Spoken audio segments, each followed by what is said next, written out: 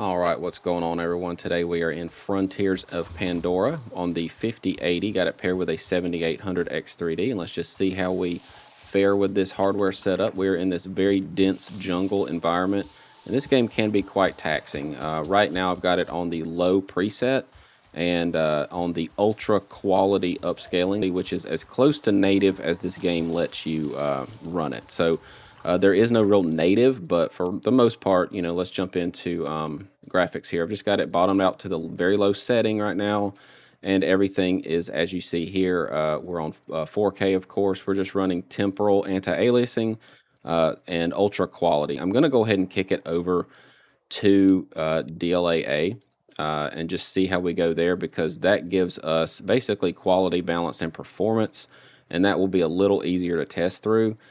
We might revisit TAA later on in the video, so stick around to the end if you're interested in that. But yeah, for the most part, let's just kick it over to quality and go from here. So right here, we're just going to go ahead and apply that. Keep it on low.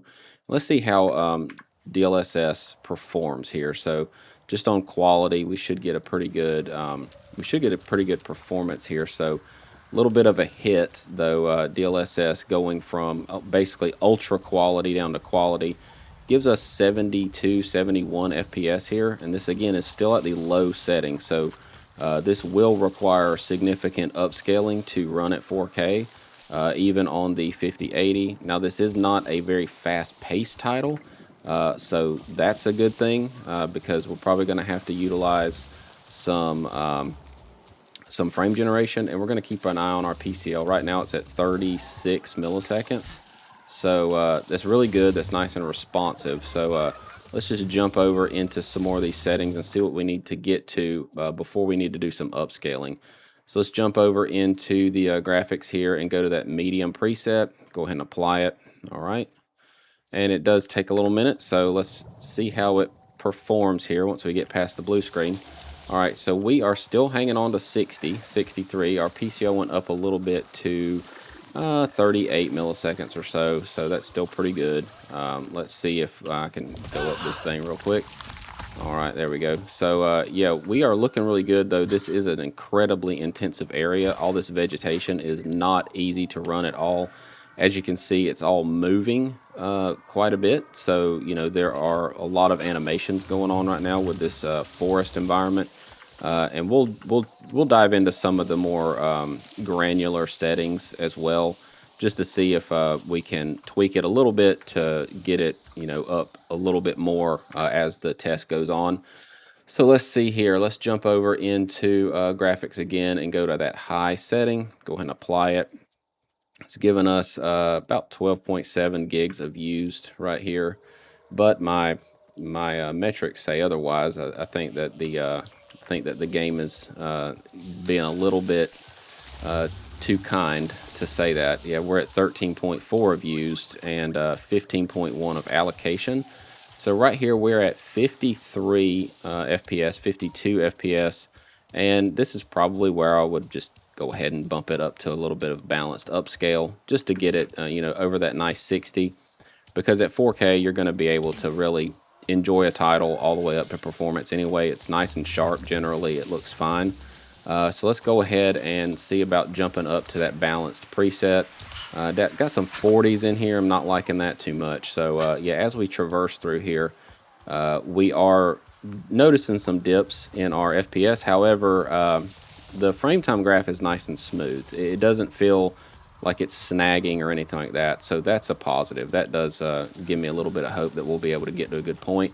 So let's jump over and just do a little bit of that upscaling and just see where we're at once we go from basically the quality over to balanced. Let's see about it right now. Let's keep that. All right, so balanced gets us right there at 60. Not quite 60 all of the time, but it does, you know, give us a pretty good chance to potentially run it like this with some frame generation or something like that. But I do want to always you know, stress that's going to make your PCL a little bit worse.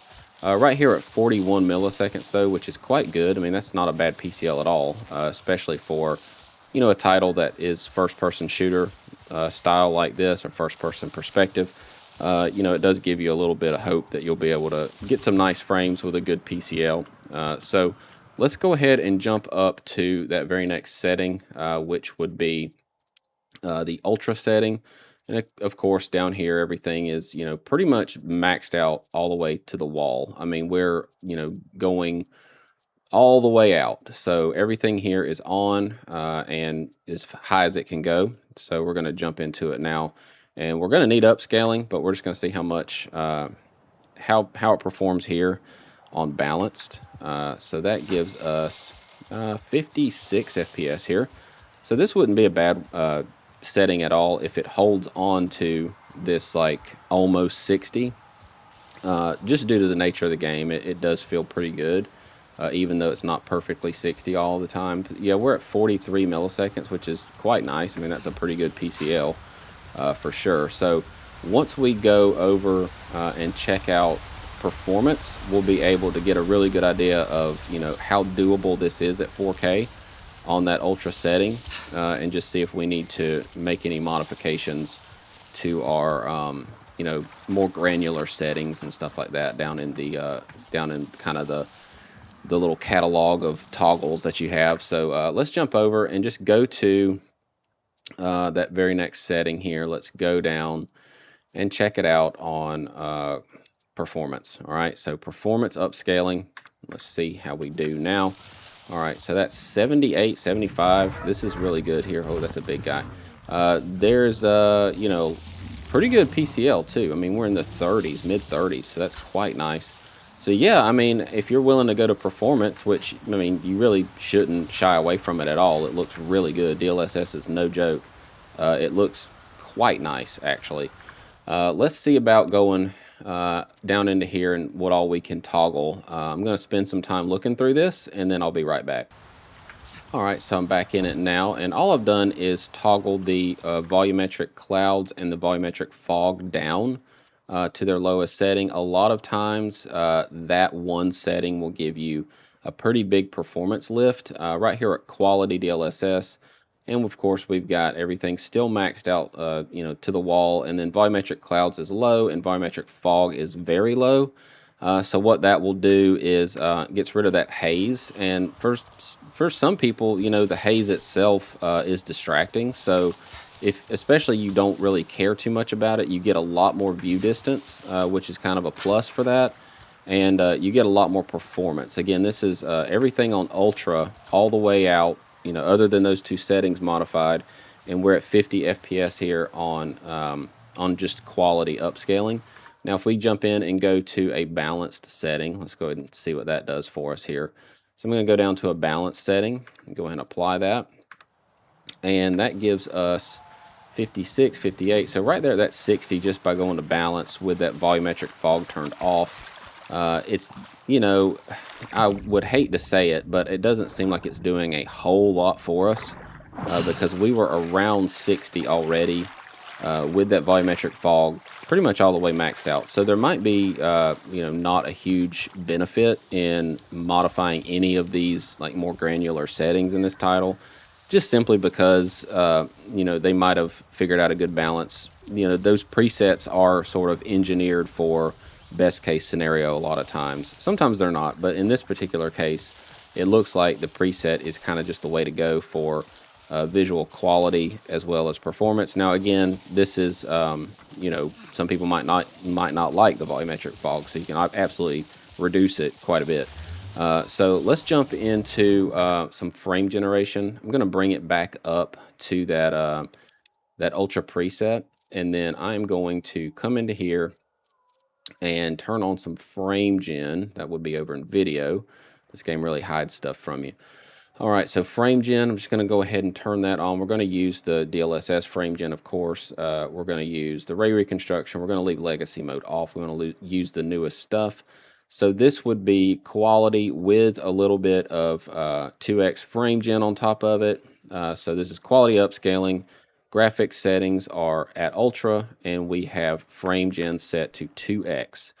So let's see what this does for us, and mainly want to pay attention to that PCL. Since we are on an NVIDIA card, it will report, which is quite nice. That gives us 83 FPS, which is more than enough, with a PCL of 51 milliseconds. This is quite a nice way to play it, honestly. You know, with the frame generation, a lot of times you can really diminish the quality of the reflex time, and you know, have like kind of what I call like a sloppy controls. But this feels extremely tight. We are at 41, 47, 49 milliseconds. So honestly, anything over 80 I would worry about, but we're in the 50s, even the high 40s. So this is really, really attractive. This is a great way to play it because you're using quality upscale, which, to be clear, is the you know, highest you're able to play this game. It does not have a native option, probably just due to the demand they eliminated it. But right here we're at 75, 80 FPS, and the PCL is in the mid 50s in this dense vegetation. So it swings a little bit, but it doesn't get out of hand on you at all. Let's go ahead and go up to the very next level of that frame generation. Let's go to 3x. I just want to see what these different settings do to our PCL, because we're going to get a lot more frames, obviously, because you know, frame generation is what it does. So let's go ahead and keep these settings. Yes. All right. So yeah, that gives us 118 FPS, which is more than enough. And our PCL is still hovering in the high 50s.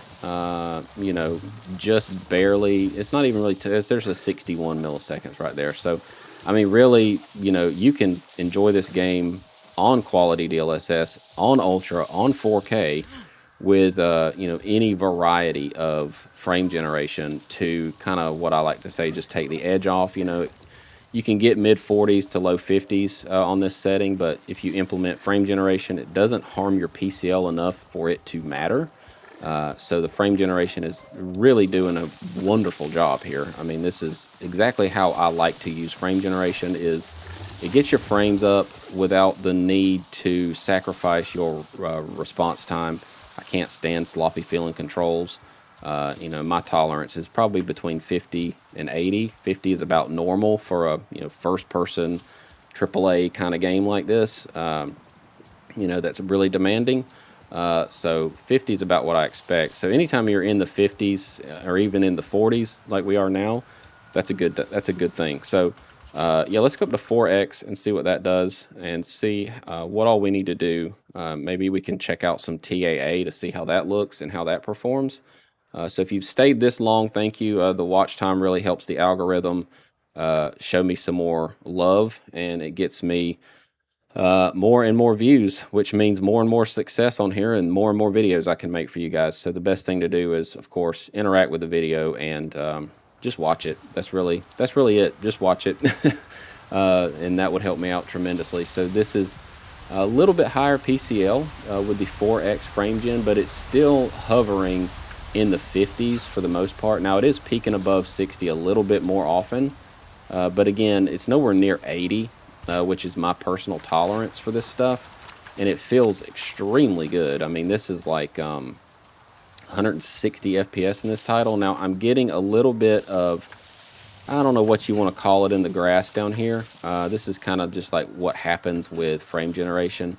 Things like smaller details start to have this like kind of wave effect. It almost looks like if you look at something really hot and you see like the heat waves coming off of it, it kind of gives that effect to some things. So I probably wouldn't run all the way up to 4x. I just don't think it's necessary, and I don't like the like ripples in some of the different smaller details like the grass and stuff. But it's still nice to know that you can go up to 4x without sacrificing your PCL, because I mean, I'm at 50, 60 milliseconds right here, and that's, you know, more than acceptable. I mean, that's really good.